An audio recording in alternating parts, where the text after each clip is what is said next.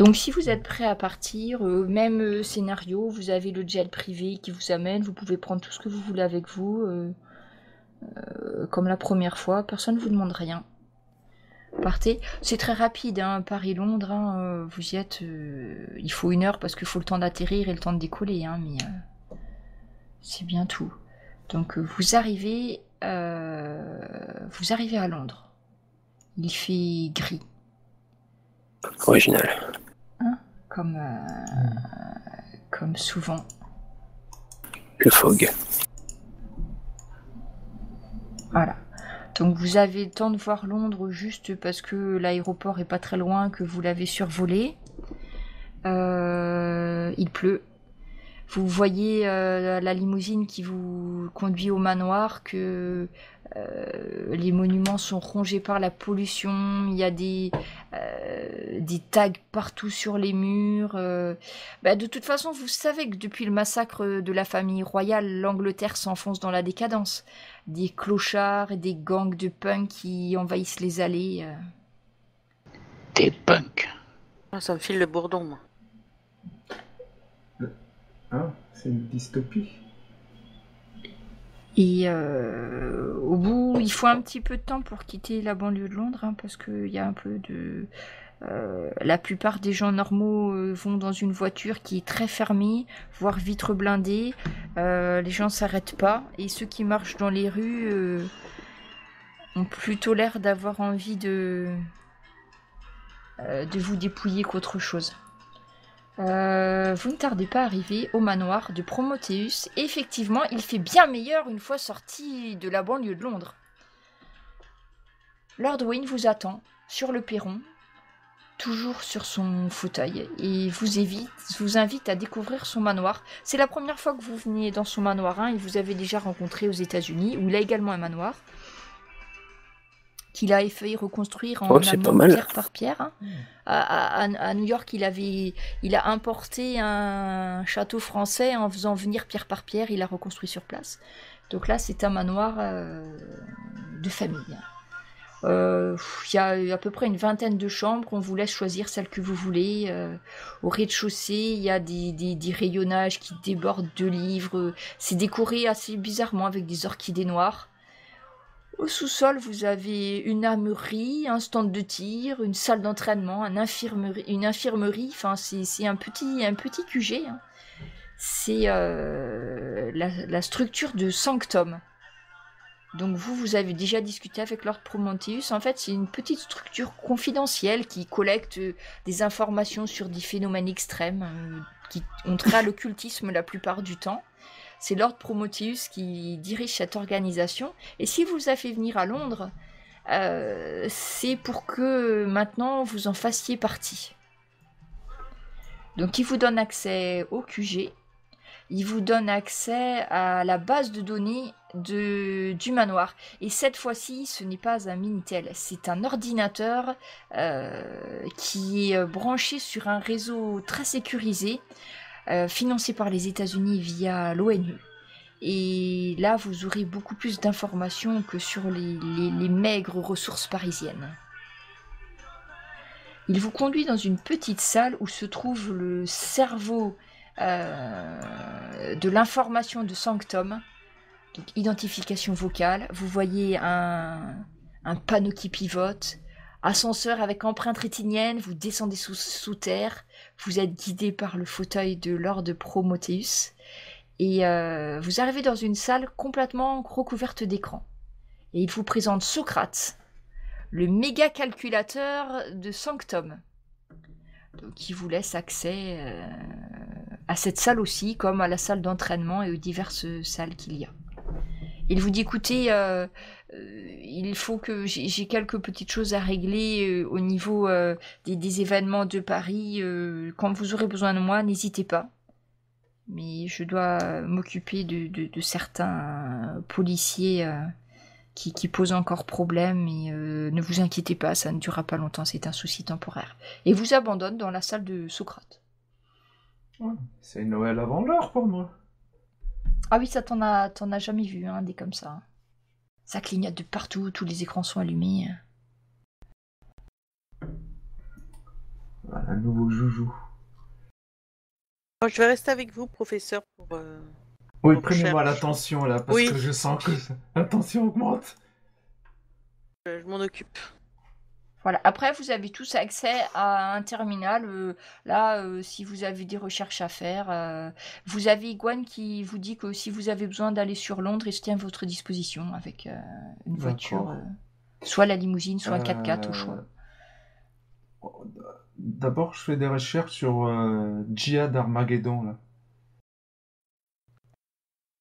Ah ben, en fait, tu vas trouver que c'est une organisation qui fait beaucoup parler d'elle à l'approche de l'an 2000, qui revendique des attentats, mais que c'est pas toujours prouvé. D'accord, c'est pas eux qu'on revendiquait l'attaque à Montparnasse. Ben oui, sur leur site, c'est eux, mais c'est à partir du moment où on a dit que c'était eux, ils ont revendiqué en fait. D'accord, c'est pas cohérent quoi. Mais tu sais pas, après ils font ça aussi souvent, donc c'est pas... Enfin... Ça pourrait, mais t'as rien qui prouve, qui affirme ou qui infirme.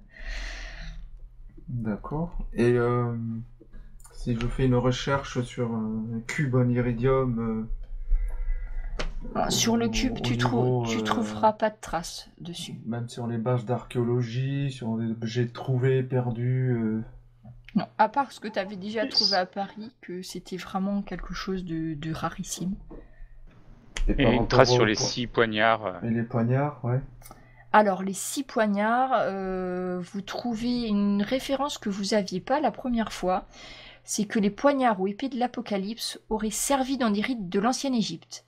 Et on les mentionne dans un livre médiéval qui s'appelle La Geste des Croisés. La Geste des Croisés, c'est un événement qui raconte comment le poignard de Saint-Georges est passé à Richard, cœur de lion, puis au bijou de la couronne, puis à Marie de France. Et vous avez un espèce de petit extrait de poème que je vous mets dans le chat, qui apparaît au cours de vos recherches. Voilà. Bienvenue pèlerin sur la voie de l'épée, car même en cet enfer, Dieu éclaire tes pas. Par le sang de la bête, à terre déversée, la tombe au secret révélé te sera.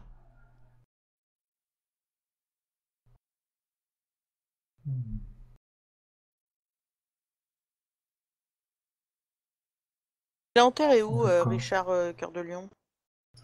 Alors, Richard Cœur de Lion aurait été enterré dans une chapelle qui s'appelle Saint-Georges-Chapelle, qui est à Londres. Hein. Mais après, le poignard, il était à Marie. Marie de France. Et quant à Marie, donc, qui a écrit La Geste des Croisés, oui. Elle a vécu à la cour d'Angleterre au XIIe siècle. Mais t'arrives pas à savoir, on sait pas d'abord à quelle année quand elle est morte, en fait. Et tu vois pas d'autres informations par rapport à un endroit précis, en fait. C'était une poétesse, une kabbaliste. J'aimerais bien faire un tour à la chapelle Saint-Georges. Ouais, c'est sûr, ouais. Moi, si on trouve une statue représentative de Richard Cœur de Lion avec un poignard. Et un dragon. Mais le livre, là, La Geste des Croisés, on peut l'avoir en entier, là? Ou pas? Alors en fait, c'est d'abord un ouvrage inachevé et ensuite l'ouvrage n'existe plus. Les seules références qui ont été retrouvées, c'est ce petit poème qui a été conservé parce qu'il a été réécrit dans d'autres livres. C'était des parchemins très anciens. En fait, ça a été conservé dans un musée pendant un temps et puis jusqu'à ce que les parchemins soient illisibles et tombent en morceaux. Ok. Même le recueil de Marie de France? Oui, elle a écrit juste ça, la geste des épées. La geste des croisés. Ah, c'est elle qui a écrit ça? Oui. Ah, d'accord, j'avais pas compris. Iguane vous interrompt pour vous servir votre gigot à la menthe, anglais. Oh, c'est dégueulasse. Accompagné de ces pas de la vraie nourriture ici. Avec de la crème au gingembre. Ah, bien, écoutez, le chef est anglais, mais oui, on pourra s'arranger. Il y a bien un Burger King dans le coin. Écoutez, écoutez, je peux vous faire un sandwich à la française, si vous le souhaitez. Jambon beurre, c'est bien ça que font les Français. Comme à Paris. Le chef est français, il devrait pouvoir vous faire ça. Non, moi je vais prendre le gigot à la montagne. Oh, un cheeseburger. Non, moi je fais pas la fine bouche, moi. Je mange, moi. Attention, mangez pas ça, hein, ça va vous rendre malade. Ah non, mais dites pas ça, hein. Lui dites pas ça parce qu'après ça va être compliqué crois à gérer. Hein. Ah, vous allez être malade, professeur. Tu La m'as viande donné un avec... coup de brûlure à l'estomac, mais il va quand même goûter. Non. Non, ça Et va. un gavascon, ça fera pas tout.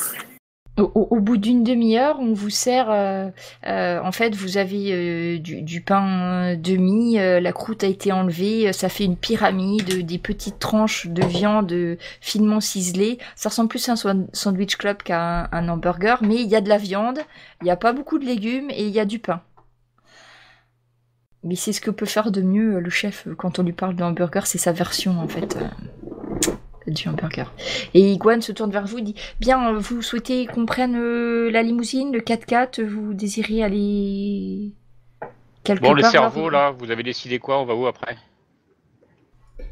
Eh bien, là, c'est plus une recherche de détective, là. Donc, on pourrait penser que à la chapelle de Saint-Georges, on pourrait avoir quelques indices. Et Iguane vous dit « Oui, je sais où c'est, là, ça s'appelle Saint-Georges. Ça va, c'est pas un quartier... ça va, c'est pas trop mal famé. On peut y aller maintenant, si vous le souhaitez. » Oui, on va y aller. Avant la nuit, c'est mieux. Hein. Faut éviter d'être à Londres après la tombée de la nuit, hein, quand même. Hein. D'accord. Peut-être qu'on devrait... Tout le monde a ses armes. Oui, je vais prendre aussi un pied de biche, moi. Oh, pas sortir tout nu non plus. Un pied de biche. Moi, j'ai mon petit spray, c'est bon. Un petit pied de biche qui fait à peu près la taille d'un... Et on y va. Un pied de biche, c'est noté. Si des fois faut cacher une statue ou quoi. Ok. Donc vous avez... vous reprenez la voiture... Vous voulez chercher autre chose? Non, c'est bon. Vous voulez déjà aller voir à Saint-Georges-Chapelle. Oui. Vous arrivez, la chapelle de Saint-Georges, en fait, c'est une chapelle qui se trouve à côté de l'abbaye de Westminster. Et quand vous arrivez, il y a quelques personnes âgées qui sont en train de regarnir les fleurs à l'intérieur de la chapelle. Ça porte de nom la chapelle, mais en fait c'est une église qui est assez grande.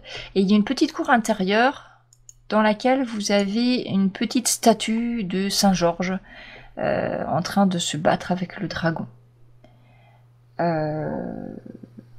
Vous voyant traîner dans la chapelle, vous avez le prêtre, un certain Père Franck, qui vient vers vous et qui dit « Ah, vous êtes des touristes, on n'en voit plus beaucoup des touristes depuis ce malheureux massacre.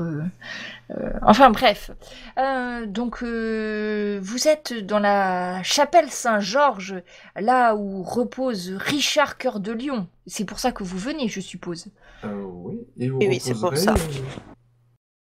Le roi Saint-Georges? Alors... Richard Cœur de Lion, pardon. À vrai dire, vous avez juste la tombe, le gisant du Richard Cœur de Lion. Il s'avère que ces ossements ne sont pas réellement là. Suite au Blitz, la chapelle a été détruite en grande partie et du coup les ossements de Richard Cœur de Lion ont été déménagés dans une église qui s'appelle Saint-Georges-in-Est, qui est dans un quartier un petit peu malfamé de Londres, malheureusement. Il se trouve que cette église a été malheureusement rasée pendant la Seconde Guerre mondiale, donc ils auraient mieux fait de ne pas bouger les ossements. Mais par contre, je peux vous montrer le gisant et il vous amène à l'intérieur de la chapelle. Vous voyez tout simplement, il y a juste la plaque en pierre, il n'y a plus rien dessous, où vous voyez une sculpture de Richard Cœur de Lion, les yeux fermés, en armure, les mains sur une épée, qui ne ressemble pas du tout au poignard, ceci dit. Bon. Et en tapant dessus, ça sonne creux? Ah non, mais c'est juste, en fait, la pierre, tu vois clairement que ça a été déplacé, que c'est pas le lieu originel. Ils ont gardé juste le gisant parce que il y a la sculpture de Richard. Il n'y a pas d'inscription. Bah si, tu vois des inscriptions avec les dates de décès de Richard Cœur de Lion, ses dates de règne, choses comme ça. D'accord, mais rien qui fasse référence à un poignard, même poétiquement. Non, tu vois pas. Il y a même pas de référence à Saint-Georges en fait. C'est vraiment sur Richard Cœur de Lion. D'accord. Et sur la statue de Saint-Georges, quelque chose de particulier? On voit un détail. La statue de Saint-Georges, tu vois, c'est une représentation très classique de Saint-Georges qui affronte la bête, représenté par un espèce de dragon un petit peu stylisé, mais après, tu vois pas. Ça a l'air super moderne en fait, cette statue. C'est pas forcément quelque chose d'époque. Hein. Donc, il me dit que les restes ont été bombardés dans une autre église qui a disparu. Ah, le père Franck repasse à côté de toi et te dit « Oui, c'est tout à fait ça. Il s'agissait de l'église Saint-Georges-Inest. C'est dans les Docklands. » Et là, il y a Iguane qui dit « Ah oui, heureusement qu'on a pris le 4x4, hein. Parce que là-bas, avec tous les Reapers qui traînent, c'est pas... Vous êtes vraiment sûr que vous voulez y aller ? C'est glauque, hein, ils se battent tout le temps au couteau, il paraît même qu'il y a des cannibales, enfin, c'est vraiment pas la zone de Londres à visiter. Hein. Ah, voilà un coin intéressant. Oui, on va y aller quand même. Hein. Ah ouais. Alors vous voyez le père Franck qui se signe et puis qui va chercher son... Je sais pas comment ça s'appelle, le truc pour l'eau bénite, là, je me souviens jamais. Il vous asperge d'eau bénite en vous bénissant tous pour vous protéger pendant cette expédition. Pas trop, hein.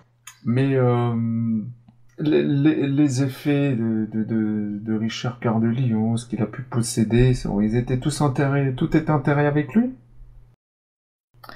Eh bien, écoutez, tu vois le père Franck qui se gratte ses 3 cheveux qui lui restent... moi, je ne suis pas historien. Tout ce que je peux vous dire, c'est que la dépouille, donc le squelette de Richard Cœur de Lion avait été déplacé là-bas. Après, savoir s'il avait emmené ses petites affaires avec lui, ça... Bon, quand ils ont fait le déplacement, ils ont bien dû noter l'inventaire de tout ce qu'il y avait. Oui, mais malheureusement, le registre a été également détruit lors du Blitz. Ah, vous savez rien garder, vous, les Anglais. Ah, ce qu'on peut faire, c'est aller voir la nouvelle église, et puis si on trouve pas, on reviendra peut-être creuser. Bon, aussi. Il va falloir des pelles alors. Alors, il vous a indiqué quand même... Je sais pas trop, mon avis. Comment il s'appelle, Iguane vous a montré, il a une carte dans la voiture et tout, il vous montre où est situé les Docklands, donc c'est un quartier, il vous dit, très très glauque de Londres, et par contre, le prêtre lui indique sur le plan où était l'église. Sauf que, vu qu'elle a été bombardée, maintenant à cet endroit-là, il faut savoir que y a des bâtiments qui étaient reconstruits dessus, tout ça, donc... il sait pas très très bien où, il sait à peu près où était l'église, mais après il pourrait pas vous dire ce qu'il en reste. Bon, faut qu'on envisage les gilets pare-balles là ou... Bon, on peut déjà... On trouve un plan sinon de l'ancienne église. Alors ça par contre il l'a. Il vous montre un plan de l'église. Donc, quand vous regardez sur les plans, vous voyez qu'en fait, dessous l'église, il y avait une crypte par laquelle on accédait par une entrée latérale et un escalier qui descendait dessous. Et quand vous examinez les plans, vous voyez que la crypte était très ancienne. C'est fort possible qu'elle ait pu résister au bombardement. Si l'église est plus là, il pourrait y avoir la crypte, et avec les plans, vous arrivez à voir à peu près à quel croisement de rue il faudrait regarder pour trouver une entrée de crypte. Il faudrait... Eh ben voilà, on passe par le métro ou je sais pas, les égouts peut-être.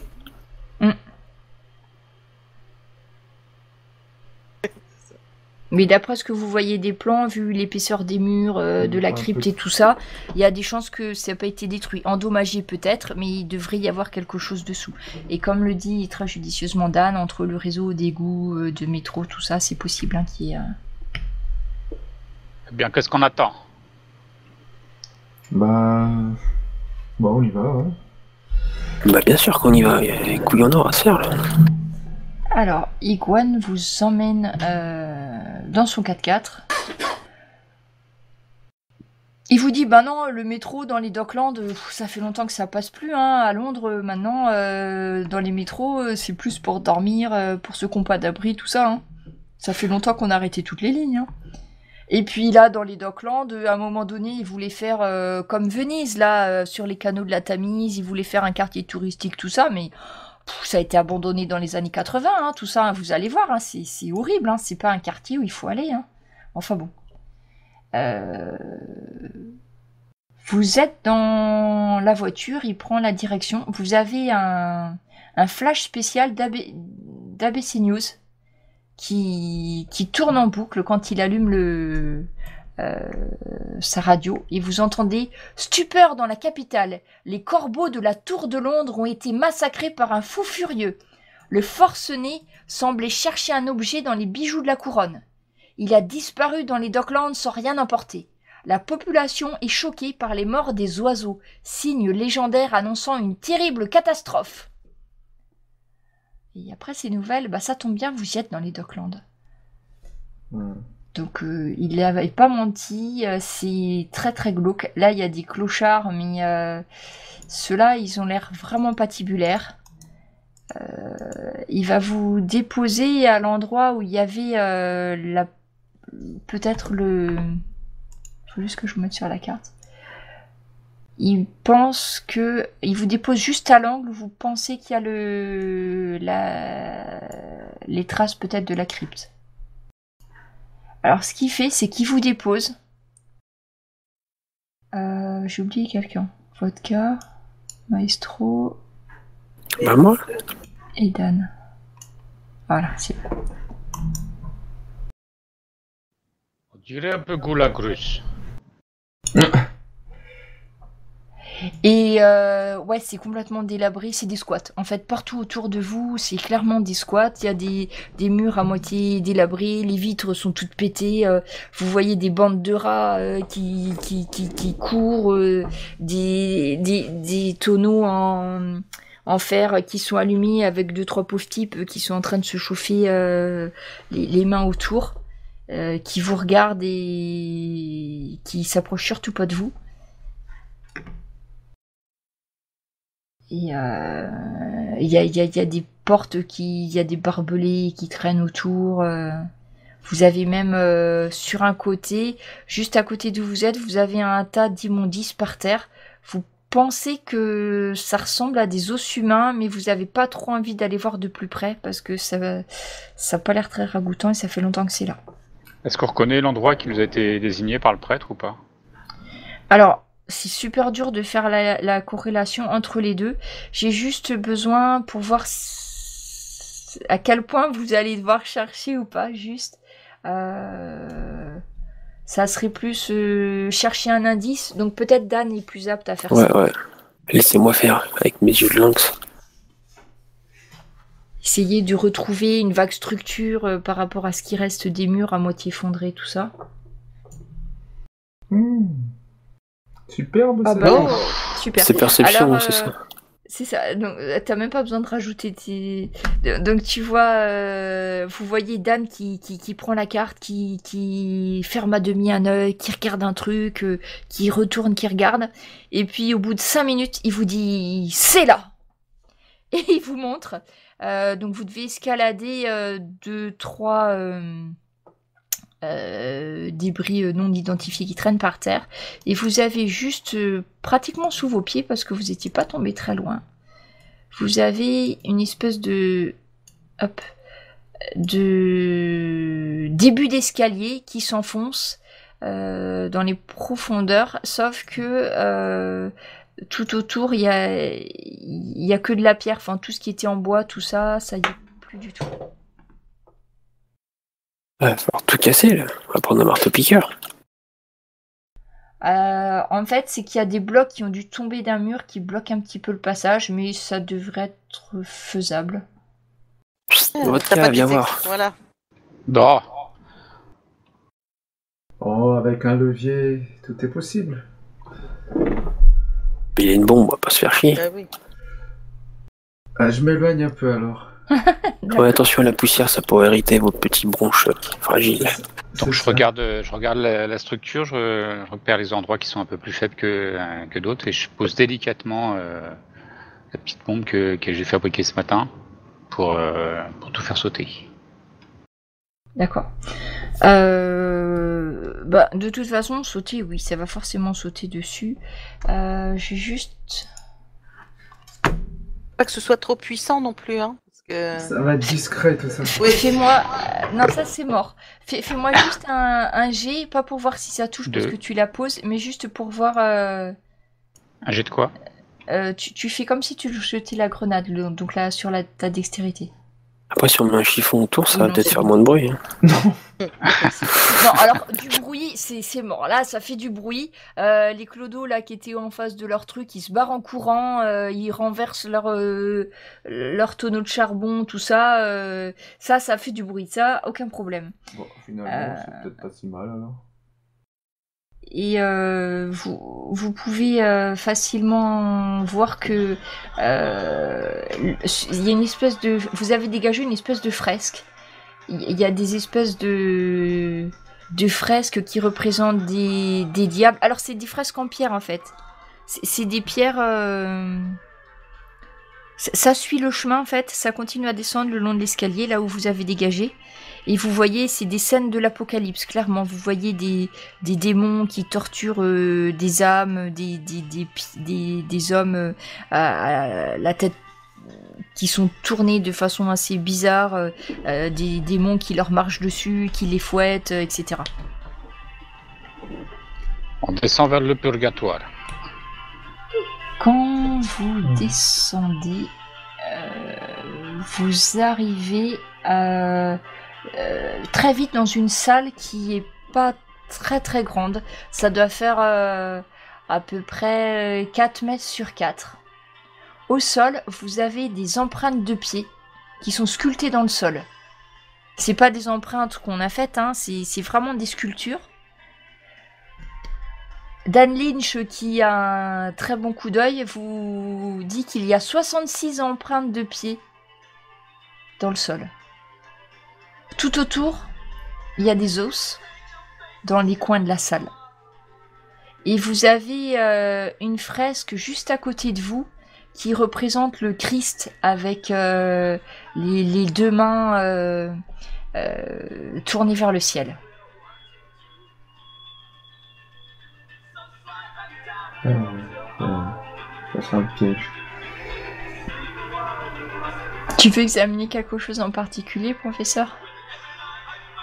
Ah oui, et les empreintes.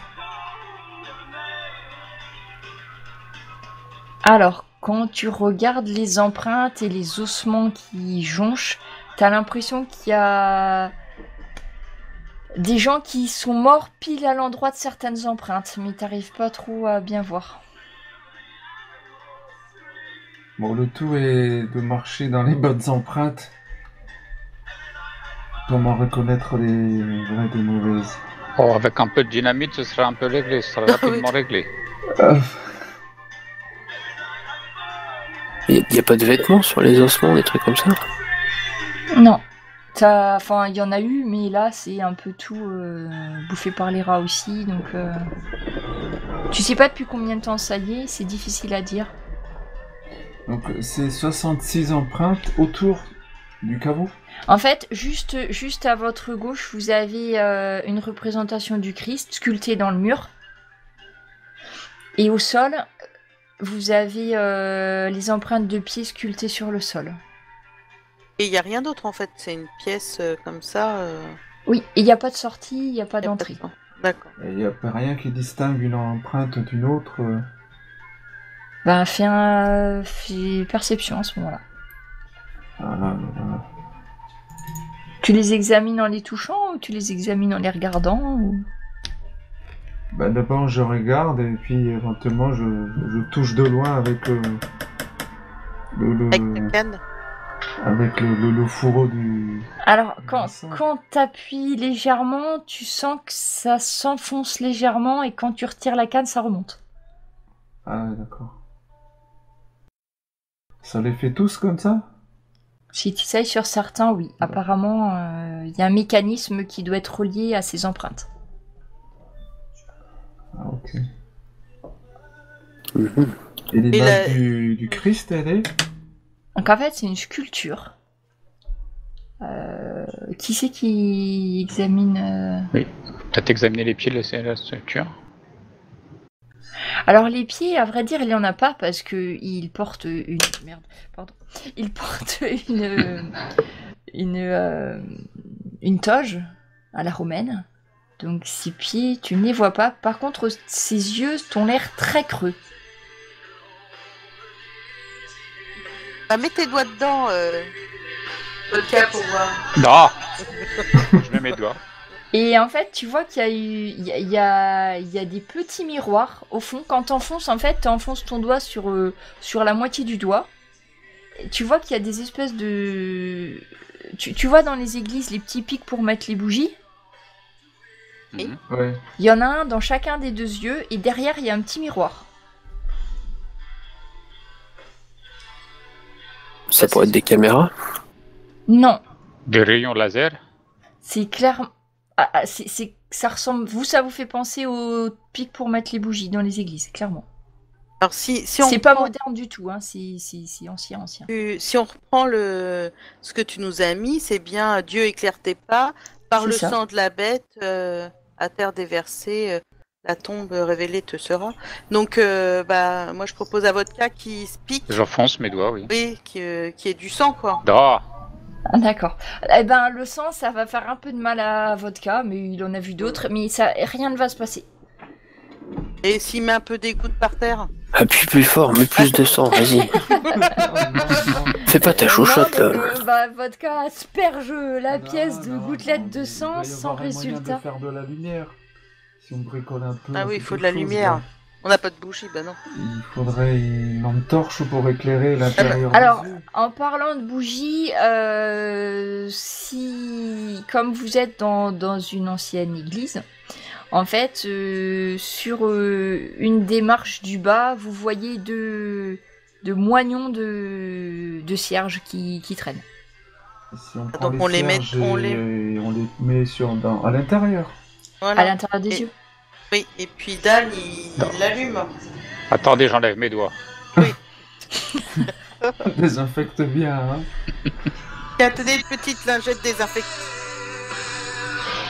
Quand vous allumez les bougies, les cierges, vous voyez, ça fait 2 rayons de lumière qui sont renvoyés par les miroirs et qui éclairent 2 empreintes parmi les 66. Le seul problème, c'est que c'est un peu au milieu de la pièce. Donc vous savez où, maintenant reste à savoir si vous êtes assez agile pour y arriver. Involontaire ? Ah bah Betty, elle est gymnaste, non? Oui, c'est de la dextérité. C'est ça. Betty. Ouais, je vais essayer. Sans les talons. Oui, j'enlève mes talons.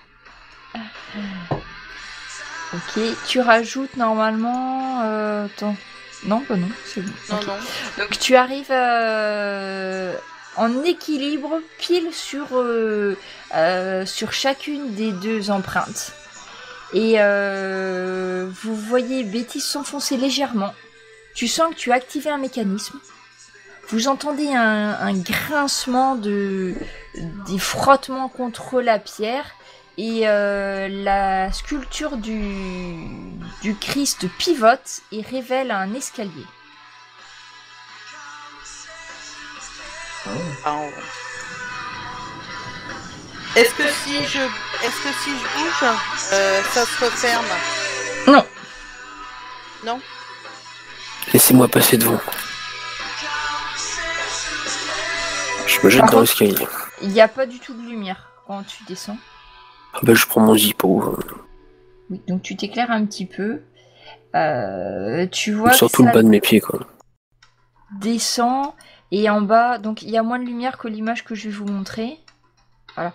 Et quand tu descends en bas, c'est clairement la crypte dont vous a parlé le père Franck. Vous voyez, il y a toutes les voûtes qui datent, qui doivent dater de l'an 1000, qui sont dessous et tout ça.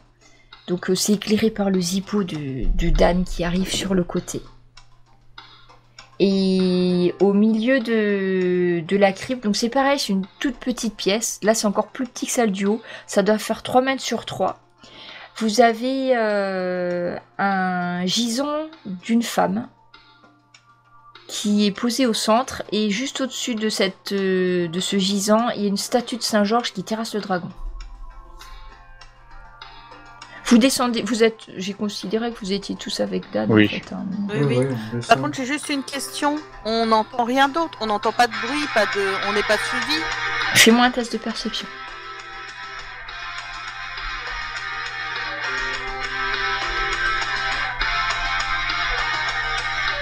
En dehors des trottinements des rats qui pullulent un peu partout, non.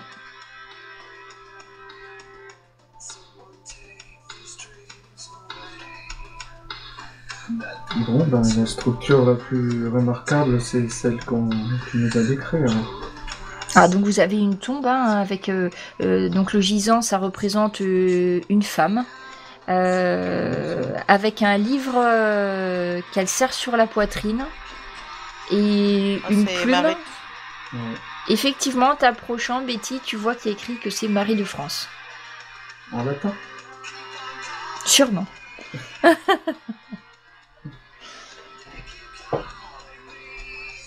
Donc on regarde et est-ce qu'on voit quelque chose de particulier? Tu regardes le gisant. Niveau du dragon. Oui. La statue, moi je regarde. Au niveau Non, de moi je regarde la tombe.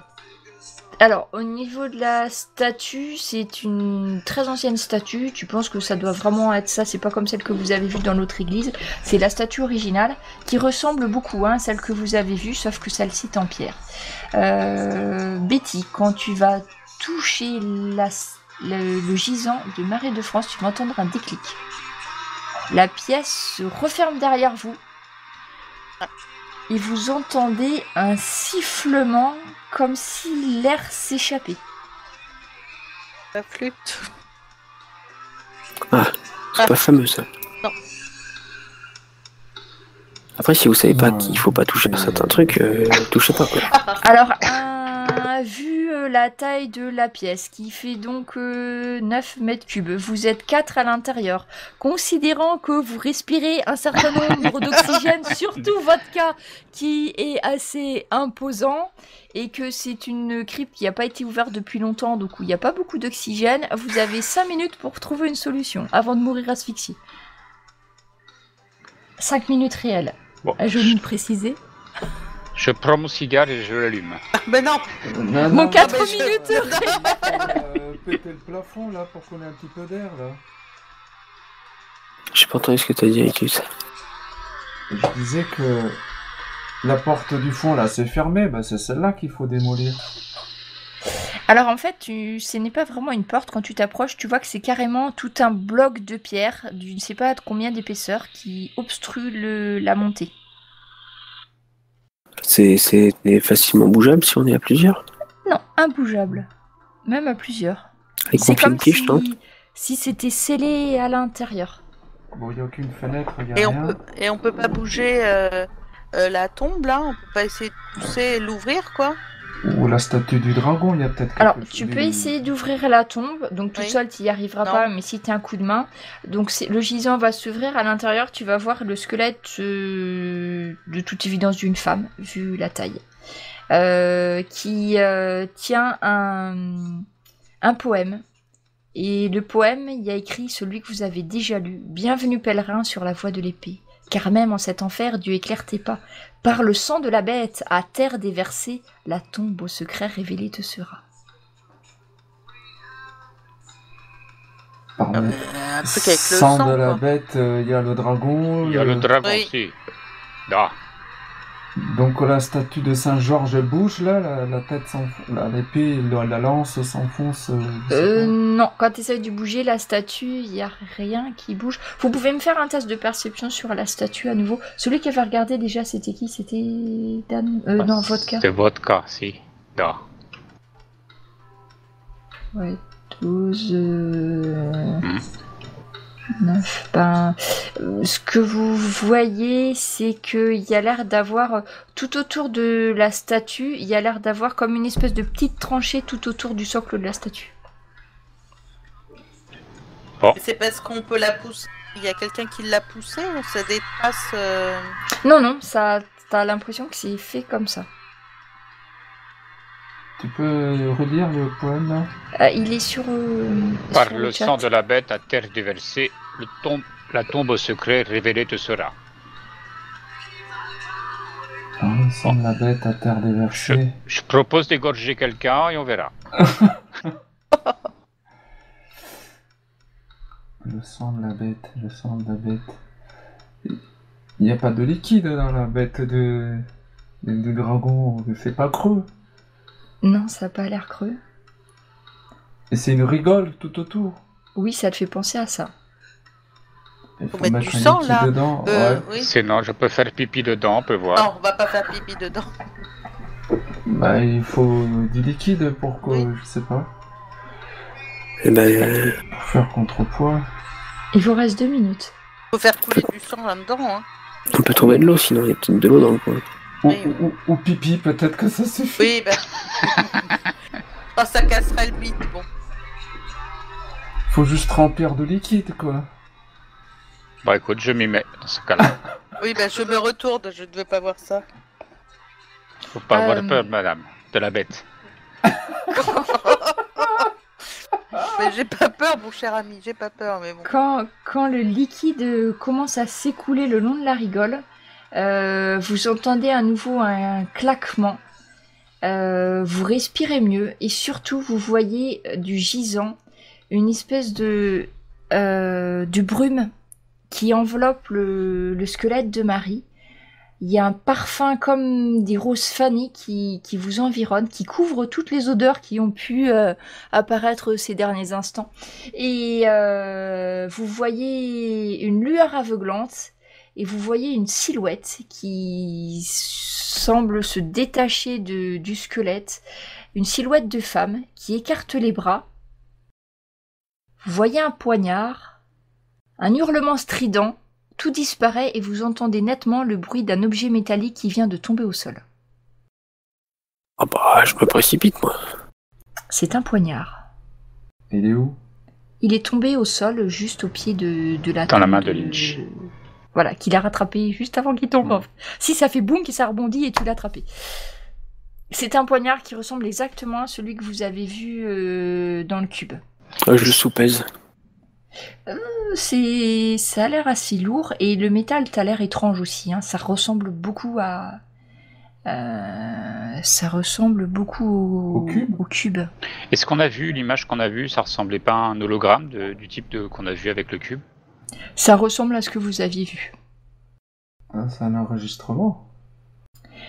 Vous entendez un crissement de pierre. L'ouverture derrière vous est en train de se réouvrir. Mettez ça dans votre sac, Dan. Ouais, bien sûr, c'est prévu. Je suis sûr que je vais avoir des collectionneurs du marché noir qui vont être fortement intéressés. Au moment très cher. où la porte, le pan de mur se relève, vous voyez une ombre apparaître à l'entrée de la crypte. Une ombre qui porte chapeau et cape. Oh. Et un énorme hachoir à la main. Je sors mon fusil, je dis « Bonjour la danseuse !» On t'attendait pour faire la fête. Juste une seconde, et dans un ricanement, le boucher... Alors attends. On est où là? Je suis en train de vous mettre, donc je suppose que vous étiez... Ah, oups, alors une seconde. Je vous mets sur la carte dans une petite seconde, faut juste... Voilà. Donc, on va mettre Dan en premier pour pas l'oublier ce coup-ci. Je suppose que vous êtes... On a remonté l'escalier ou pas, là? Au centre. Non, vous êtes toujours dans la crypte. D'accord. Là, c'est la crypte, là? Oui, ça ressemble plus ou moins, mais c'est ce que je trouvais plus ressemblant. C'est ça.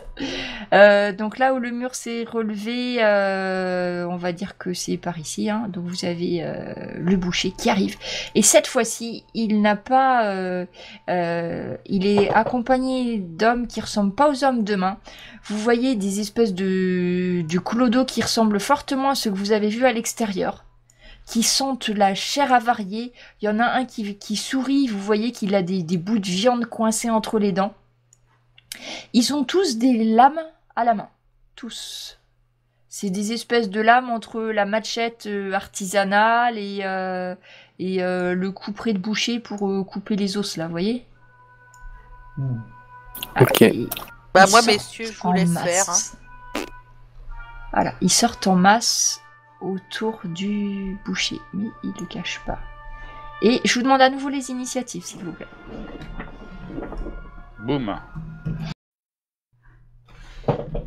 Donc, voilà, le boucher arrive avec une nouvelle fournée de spires.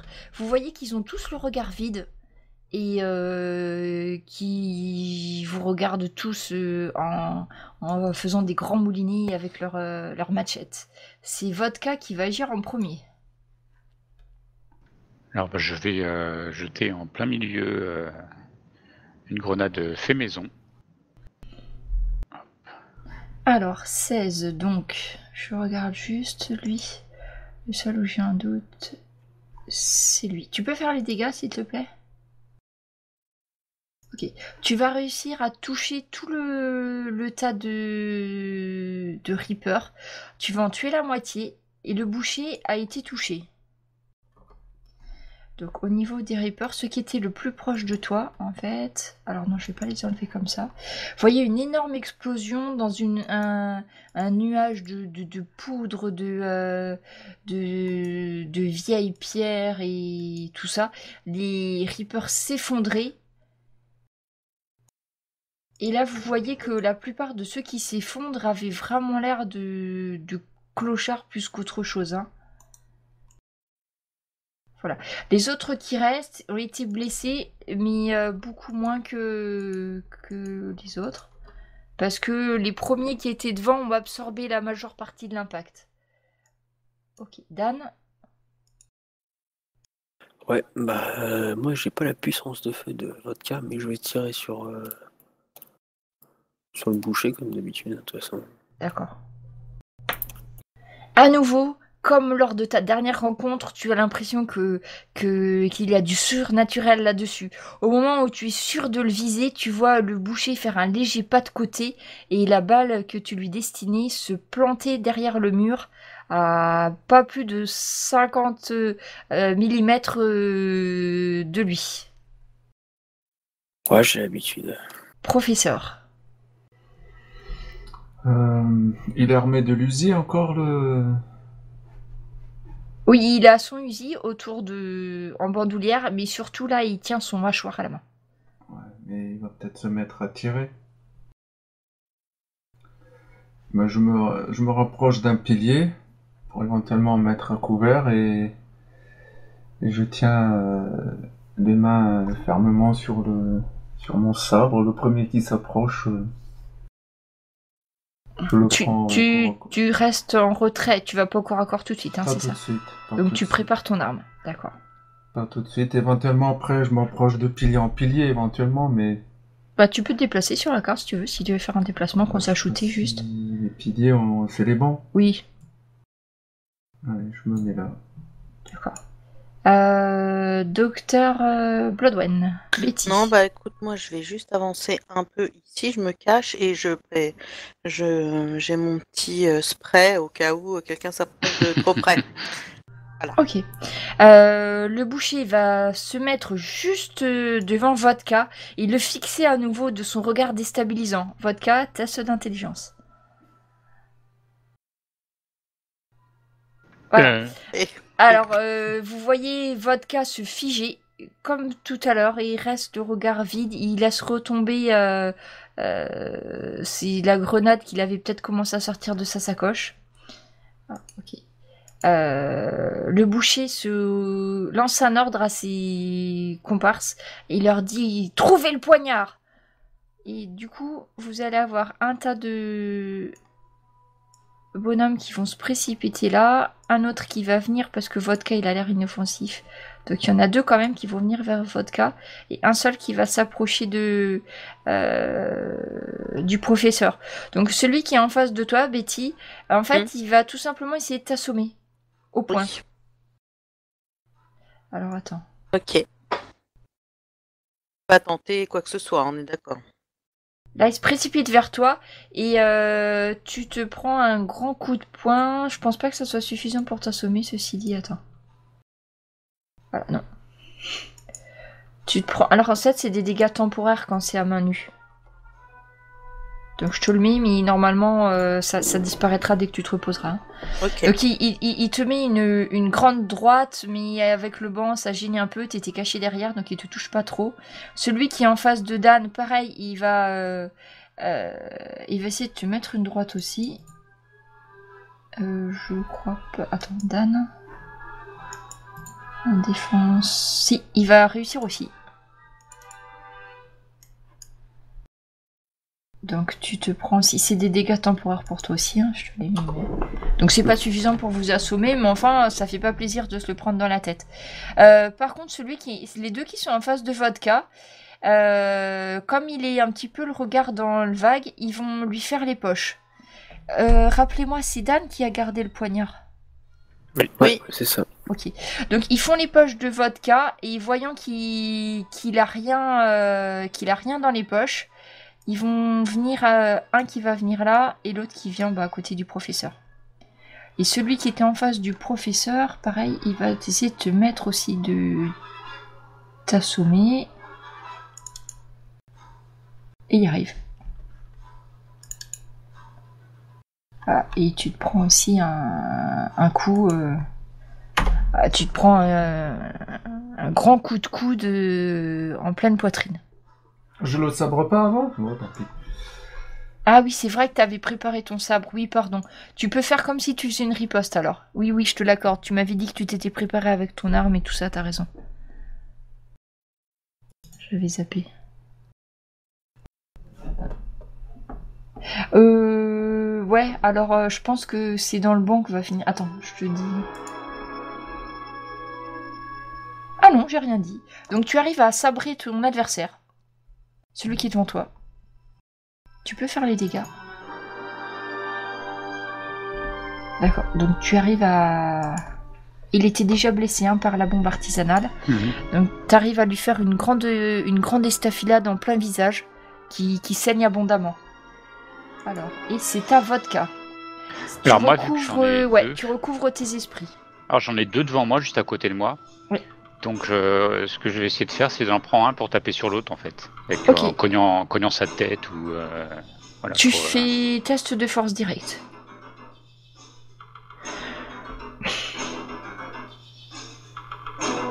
Alors, je peux le rejeter ? Oui, et c'est ce que j'avais... Ouais. Force, c'est ton... Ah oui, c'est nettement mieux. Ouais. Tu prends un petit peu d'élan, en fait. Je sais pas, tu fais craquer tes mains. Ça, c'était la première fois. Et la deuxième fois, tu chopes l'un contre l'autre et tempe contre tempe. Là, tu les assommes direct sur le coup. Ils sont pas morts, hein, mais ils tombent au sol. Donc après, je sais pas si je peux mettre un truc sur eux. Je sais rien. Mais les 2 qui sont là sont assommés. Hein. Direct. Ça fait un gros bruit de crâne vide qui s'entrechoque. Dan, c'est à toi. Moi, je vais reculer un peu pour tirer sur le boucher comme d'hab. D'accord. Surtout qu'il est concentré, il était concentré sur Vodka, donc il va pas forcément prêter attention à toi tout de suite.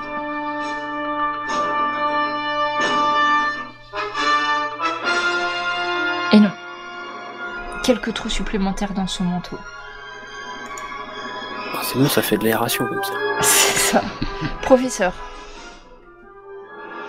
Il y a encore quelqu'un devant peut-être. En face de toi, il y a celui que tu as déjà blessé. Mais il s'est pas pris la tête de l'autre sur l'autre là, non ? Non, c'est 2 autres. Tu vois, c'est ceux qui sont à côté de Vodka qui sont assommés, mais juste en face de toi, il y a celui que tu as essayé de Ah bah je lâche. Tailladé. Vas-y. Et en poussant un cri digne d'un guerrier japonais, vous entendez un men retentissant et tu peux faire les dégâts.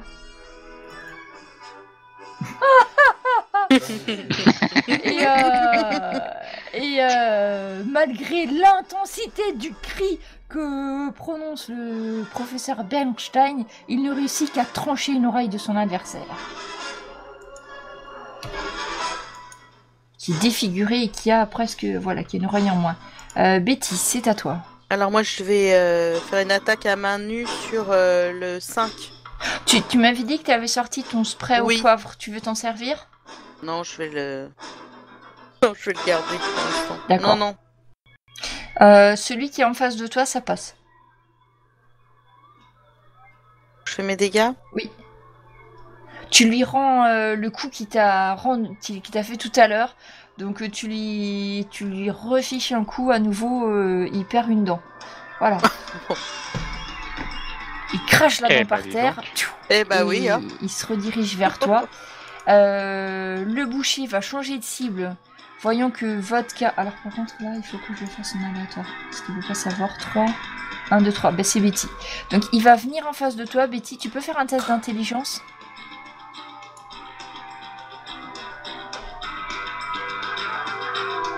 Oh, joli. Tu te demandes ce qu'il est en train de faire en face de toi parce que tu vois pas ce qu'il fabrique, mais c'est... Enfin... Tu vois pas bien ce qu'il fait, mais il fait des gros yeux et tout, mais bon, voilà. Il se passe rien du tout. Il se passe rien. Ceux qui sont... Alors, je veux juste pas me tromper, ceux qui sont assommés... Donc, ceux qui sont assommés vont rien faire. Par contre, ceux qui sont en face de Betty, en fait, celui que tu as tapé, il va essayer de te ceinturer. Je vais te demander de faire un test de force. Et lui, il fait un test de force aussi. Ah bah... C'est lui qui gagne. Donc en fait, il va te ceinturer et il va te faire les poches, tout ça, pour vérifier si t'as quelque chose qui ressemble à un poignard. Okay. Et il va faire un signe de tête négatif en se retournant vers le boucher. C'est pas elle qui l'a.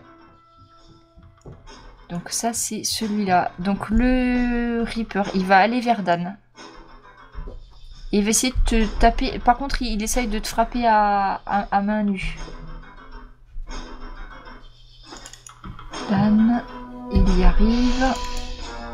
En fait, il te met une droite qui fait un petit peu mal. 3, 5, 9. Donc tu vas avoir une grosse bosse, hein, parce qu'il y allait de bon cœur.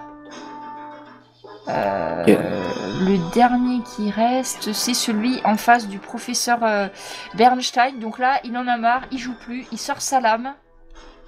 Et il essaye de poignarder le professeur. Et il fait des gros copeaux de bois sur le banc parce que le professeur était plus rapide que ce qu'il se croyait. Il a paré avec le sabre. Et ça va être à nouveau à Vodka. Oups. Voilà. Alors, moi, je vais quand même commencer à repérer les clodos qui font les poches de tout le monde. Ouais. Et donc, je vais voir l'autre qui est à côté de Dan. Avec mon canoncier que je pointe devant moi, tranquillement. Et je vise sa tête. À bout portant. À bout portant, ouais. Eh bien, écoute, je te ferai même pas l'affront d'essayer de tirer. Hein. Allez, juste pour être sûr que tu fais pas. Hein. Ah bah d'accord. Ah bah non, mais c'est voilà. bon, c'est bon, stop. Dan, tu es recouvert... tu es recouvert des entrailles sanguinolentes du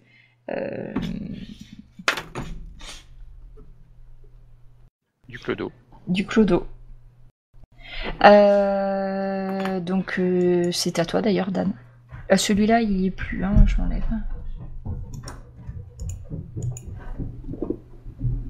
Ah bah moi je vais... Ouais. Non, bah je vais me tirer sur l'un des pros. Ah non, ils sont assommés là, les deux au milieu. Ah oui, ils sont par terre, ils sont assommés, oui. Ok. Non, bah je vais te tirer sur le boucher alors. D'accord. Comme à mon habitude. Pour une fois, ça va toucher. Joli. Voilà. Cette fois-ci, t'as anticipé les mouvements de sa cape et tu peux faire les dégâts, vas-y. Ok, 2. Donc le boucher va se cacher derrière le banc pour l'instant, tant que c'est pas son tour. Et c'est au professeur de réagir. Tu as ton adversaire armé de la machette en face de toi. Quoi? Ton adversaire armé d'une machette. D'accord. Bon, il a perdu une oreille, il est toujours en découdre. Non, non. Il en reste une. C'est ça, faut faire l'autre. Voilà, tu le touches à nouveau. Et cette fois-ci, tu le partages pratiquement en deux. Et généreux le partage. C'est ça. Et la pauvre créature s'effondre au sol. Betty. Ah, moi, je vais me faire celui-là, là, le 5. Je commence, hein. D'accord. Non, Fermez les yeux. tu sais quoi, je vais faire un coup de spray pour une fois. Bah voilà. Allez, vas-y. C'était les beaux du spray. Donc il recule en hurlant, il va percuter le banc derrière lui et il va s'assommer. Le boucher regarde autour de lui, voit qu'il est de toute évidence en infériorité numérique et court vers la sortie. Oh, il Faut faut que que si je peux. Non, mais il faut courir Je peux après. pas hein. l'intercepter La au passage. danseuse. Il a pas là la danseuse. Alors il va passer devant toi. Tu veux essayer de lui mettre un coup de sabre au passage, professeur? Tu peux. Il est passé devant toi en courant. Dans les jambes. Ouais. Essaye. Je peux utiliser mon point de chance. Si tu utilises ton point de chance, t'es sûr de le toucher. Si tu utilises ton point de chance, tu fais directement les dégâts. Je peux pas essayer d'abord. Non, faut que je choisisse. Non, la point de chance, tu peux l'utiliser que après si t'as loupé. Ça suffira pas. Non. Donc j'utilise le point de chance. Donc tu peux faire les dégâts.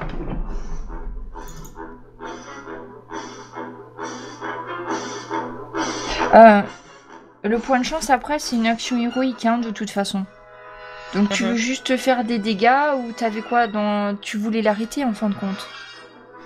Bah, je voulais lui sectionner l'arrière d'une jambe pour qu'il s'effondre, quoi. D'accord. Donc tu mets toutes tes forces et tu lui tranches un tendon d'Achille. Ouais. Tu vois qu'il s'effondre juste avant d'atteindre la sortie. Il saigne de partout et tu vas faire un test d'intelligence parce qu'il va essayer de te paralyser.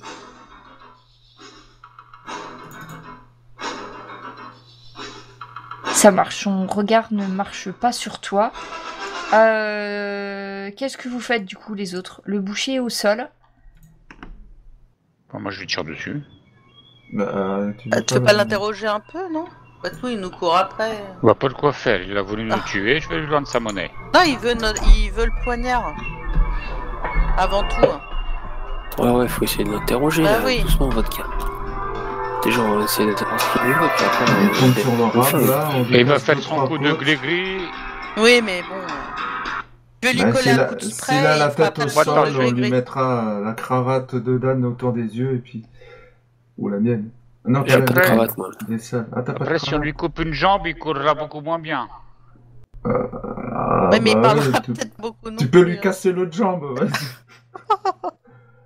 Est-ce que d'aspect physique, du coup, comme il était un peu grêlé ou je sais pas quoi, est-ce que il a la même odeur que les zombies, par exemple, tout Ouais. ça que les...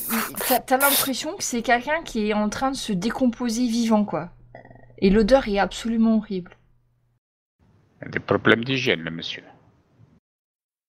Bon, je Ouais, coupe donc il y a la main quelque qui chose de tient le magique, fusil. Tu coupes la main qui tient le Uzi, d'accord? Et tu Je te regardes. raconte pas les cauchemars. Et ça saigne Et ou pas? voilà, ça saigne même pas.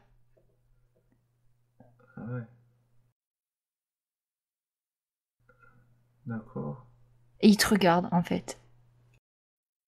Et il parle pas. Et là, il vous regarde, là, un sourire narquois. Alors, qu'est-ce que tu nous as, toi? Qui es-tu? Lequel d'entre vous a le poignard? Donnez-moi ce fichu poignard, qu'on en finisse. Qui le veut? C'est moi qui le demande pour l'instant. Bah, c'est lui qui l'a. Et puis je pointe du doigt le professeur. Bon, je peux lui casser les jambes. Je peux lui mettre un coup de spray. Oui, tu peux lui mettre un coup de spray si tu veux. Petit coup de spray. Et en fait, tu vois qu'il recule par l'odeur, mais en fait, quand il te regarde, tu vois qu'en fait, il a même pas les yeux qui pleurent, quoi. Tu vois, quand tu regardes ses yeux, c'est comme si la cornée était morte, il n'y a pas de larmes, il n'y a pas de... Bon, tu n'as pas peur de la mort? Bah, nous non plus. Non, je parle au gars. La mort est mon ami depuis longtemps, ce n'est pas cela qui va m'arrêter. Quand je t'aurai coupé la tête, on va voir. Je ne crois pas que cela m'arrête non plus, mais essaye si tu en as envie. Nous nous retrouverons, quoi qu'il en soit. Qui t'envoie, là, pour les poignards? Du coup, Vodka, tu voulais faire?